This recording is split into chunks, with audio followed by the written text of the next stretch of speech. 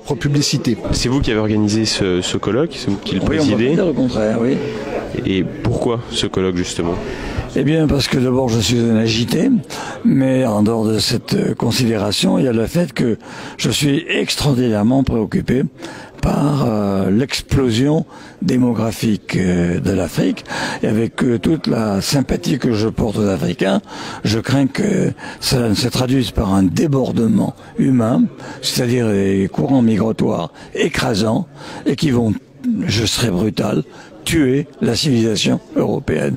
Parce que avoir 2 ou 3% d'Africains en Europe, c'est parfait. En avoir 30%, c'est la mort sans phrase.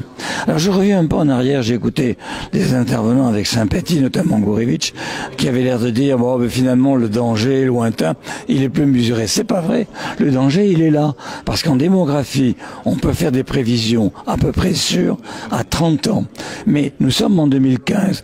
30 plus 2015, c'est 2045. Donc c'est demain, en réalité. Le problème, il n'est pas dans 3000 ans, il est dans 3-4 décennies. Et c'est la raison pour laquelle il faut réagir maintenant. D'ailleurs, ce que je propose, ce n'est pas de larguer des bombes atomiques sur l'Afrique. Ce que je propose, c'est un plan Marshall massif pour le développement de l'Afrique, un plan conditionnel, mais quand même qui soit contrôlé, comme d'ailleurs le fait le Fonds monétaire international, et deuxièmement, un programme massif visant à la libération de la femme africaine.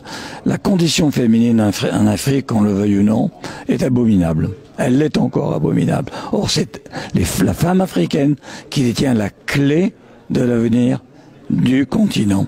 Est-ce que c'est pas donner une réponse occidentale à un problème africain et justement rentrer dans les mêmes erreurs qu'il y a pu avoir pendant la colonisation? Vous avez tout à fait raison, c'est une réponse occidentale parce qu'il n'y en a pas d'autre. C'est un problème africain parce que c'est pas le nôtre. Nous, c'est l'inverse. Nos femmes n'ont pas assez d'enfants et on leur reproche suffisamment, avec suffisamment de force. Et donc, par conséquent, puisque les Africains n'ont pas été capables d'inventer la réponse eux-mêmes, eh bien, il faut bien que quelqu'un le fasse et c'est nous.